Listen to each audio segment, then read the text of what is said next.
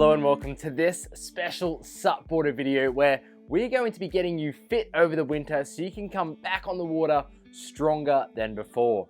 Now we've called in Carole Main, or Kaz as she likes to be known, and she's going to be showing us 11 different exercises that can be done on either easy, medium, or at an advanced level to make sure you are fit, ready for your next paddle session.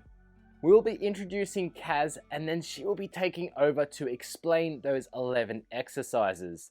Now, the 11 exercises remain the same over the different levels of ability for the videos.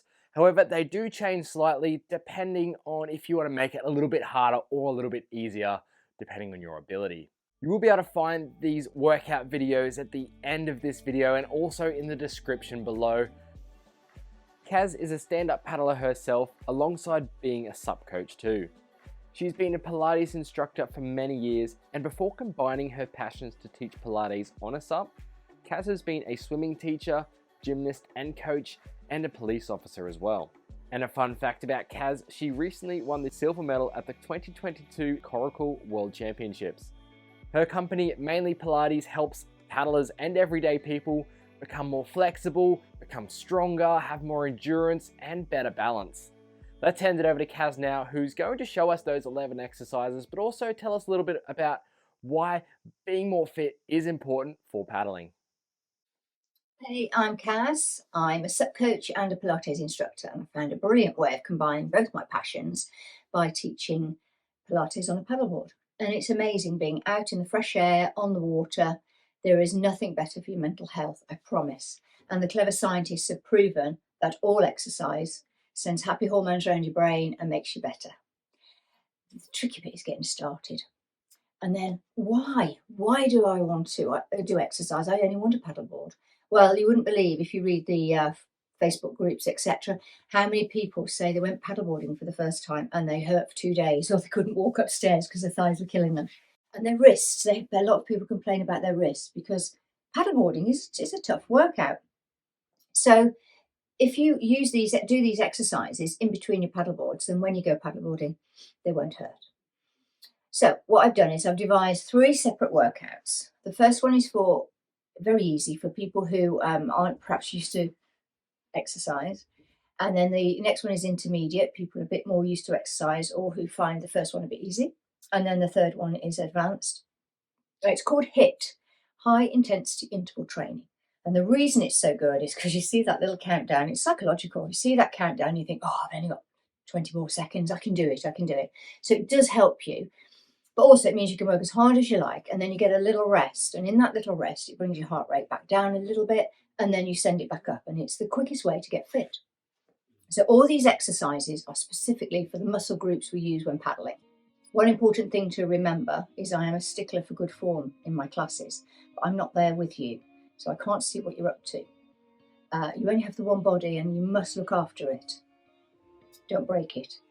These exercises shouldn't hurt.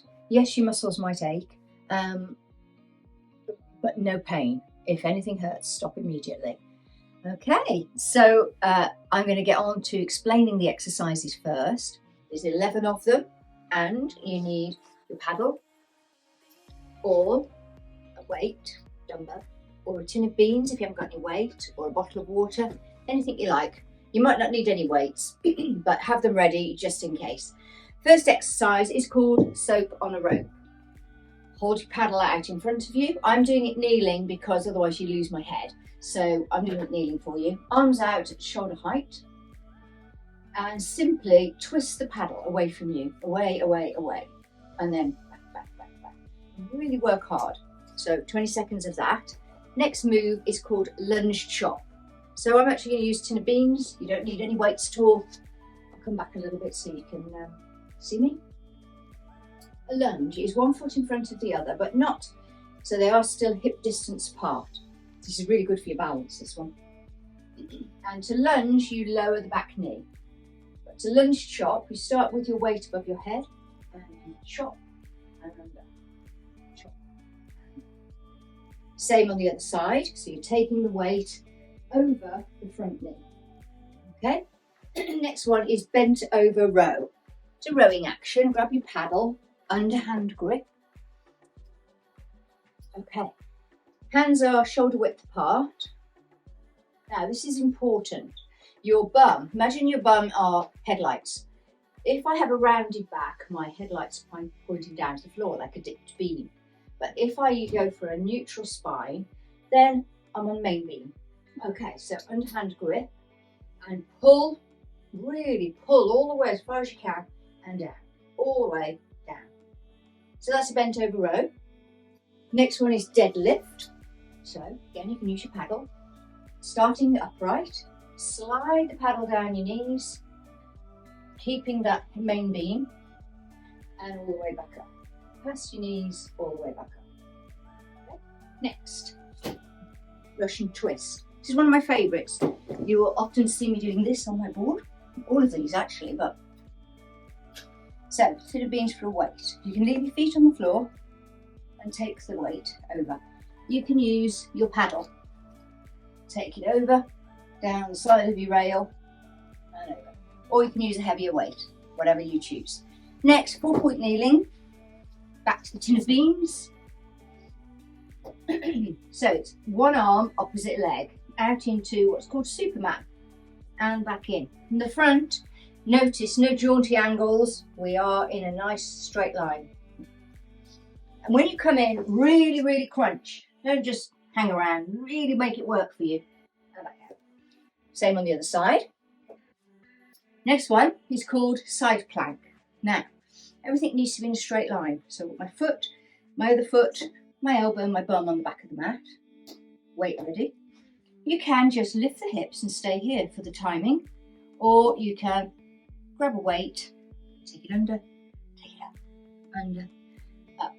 Next one is same on the other side. And the final one is plank, which imagine you're doing the press up, belly button to spine. No saggy back, it's bad for your back. And frankly, this is cheating. So nice flat back. Then pull your belly button to spine, take yourself up and back and squeeze the heels towards the mat. Come back. Now, if you want to make that a little bit harder, release one hand, touch the outside of the leg.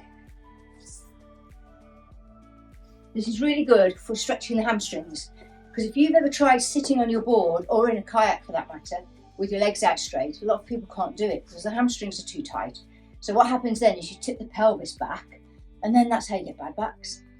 And it really hurts, and these all hurt as well. So there's your 11 exercises. You can choose what level you do. You can start easy and make it harder. Now it's your turn to start exercising. You'll be able to find those workout links above me here, or if you just scroll down a little bit, you'll be able to see those links in the description below. I've been doing these workouts for the past couple of weeks, and I'm already noticing a big difference in my endurance and also my strength. So Kaz, thank you very much for sharing your insights. If you really like this video, please do drop a comment below. If you've got any questions as well, drop them in the comments below. We'll get myself or the SUPboarder team or even Kaz to answer those questions. Thank you so much for tuning in, and we look forward to seeing you on another SUPboarder video really soon.